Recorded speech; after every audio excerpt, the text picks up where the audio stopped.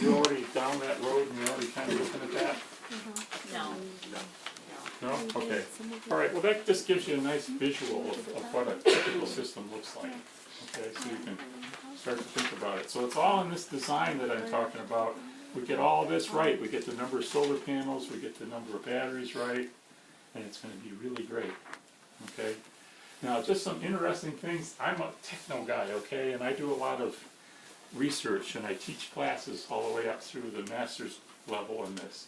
And it's a very, very exciting world out there in terms of renewables, and especially energy storage. So we all have lead-acid batteries. We all are familiar with them. They're in our cars. They're all over the place. And frankly, it's 100-year-old technology, okay? So how many 100-year-old technologies are we using in today's world? Not too many. And so there are people out there frantically trying to design new batteries, okay, that are better than what we have now. And you've heard about lithium-ion batteries in cars. That works well in cars, but they're really expensive. They may work off-grid too, but right now they're too expensive. So what else is there out there? And I'm going to tell you, if you go out and do some research, just Google new battery technology, okay? And you're going to see some amazing things that are this far away, okay?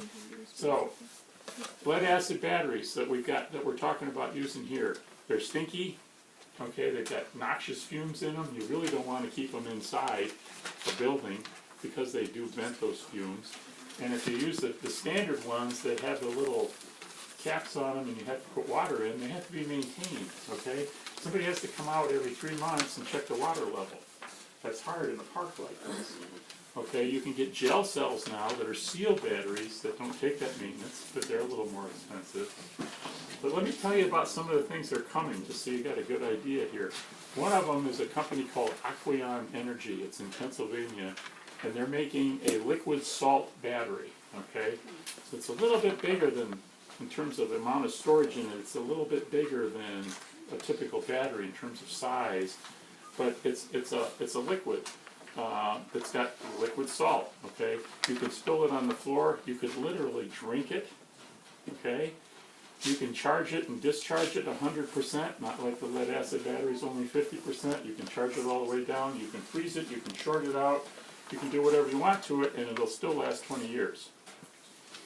Amazing, okay? It's going to change everything about how people can go off-grid. There's some other batteries like called a zinc air flow battery. That's another liquid battery that's very low toxic. So all these people are racing. They want to be the next Microsoft, okay? Whoever invents this, it's the holy grail of the solar industry. Whoever invents this storage technology is going to be very wealthy, and there's going to be a lot of jobs created in it. And a lot of them are going to be in Michigan because the battery technology there's some big stuff going on here with batteries. So keep that in mind as you guys go along, because it's it's going to be a great area, I think.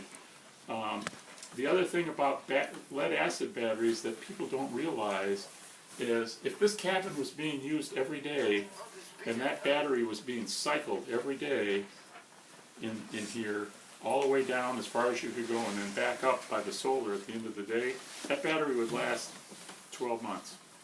Done. Okay? You have to buy a new one. People don't like that. Okay? When they go off grid, they say, what? I got to buy new batteries every year? So in this case, it'll last longer because it's not being used every day. All right? But these newer type technologies will last for years. So, and it'll be easy to just drop them in. So if you have to start with the lead-acid batteries, within a year or two, these other technologies are going to be readily available, and you can be able to drop them in just as a battery replacement. So it's pretty exciting, okay? It's the one thing that's holding back renewable energy. Solar, for instance, only do it in the day. How do you store it at night? And especially on the utility scale, how do you store it? Well, people are coming up with these solutions. These zinc bromide batteries, zinc air batteries, lithium ion, lithium air, the salt solutions. It's just it's mind-boggling. Okay, so keep an eye on it, and I think you'll find it's pretty exciting. So that's kind of the rough overview. Questions? I got one. You gotta wait a long time for Yes, these. young man, go ahead. The question is, why would I want to use solar power to power up this facility versus having DTE or consumers run electricity to this facility? Okay, so where's the nearest electricity? Down this way, another quarter-mile or so. Quarter of a mile, huh? Yeah. Okay, so that's DTE scale about $250,000 to get electricity here.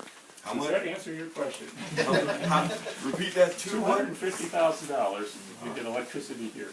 $250,000. Okay, so and you know, we're seeing the other off-grid things. You see it all the time. You probably noticed it when you go down the freeway. There's freeway signs and there's a little solar panel. Okay, that solar panel, that's exactly what you guys are doing. It's a solar panel and a battery and a charge controller, and it's powering that little sign because the same thing. There's, you know, you can't get power to it. We're seeing it in parking lots, okay, where they're putting in a new parking lot, and it takes too much money to run wires out to all the parking lot lights, so you put up solar, all right? A little battery, solar panel, doesn't take much. Using LED lights, pretty simple. So that's one of the big reasons, all right? For me, the other reason is I think solar is the power of the future, all right? It keeps coming down in price, and utility prices keep going up. Every year, your parents' utility bills go up, all right? And you'll hear them complaining about it. With solar, once you have it... I just wrote a check for, I think, $185 for my bill yesterday, just for 1 month. That's all? I know. That's all? But I'm just saying, to put it into perspective, guys, think of that times. It's 185 this year, next year it'll be 200, the year after that it'll be 250. Because the utility companies have a big problem, okay? The big problem they have is all their switchgear and all their lines and every stuff is about 50 years old, okay? And they're going to have to replace all of it.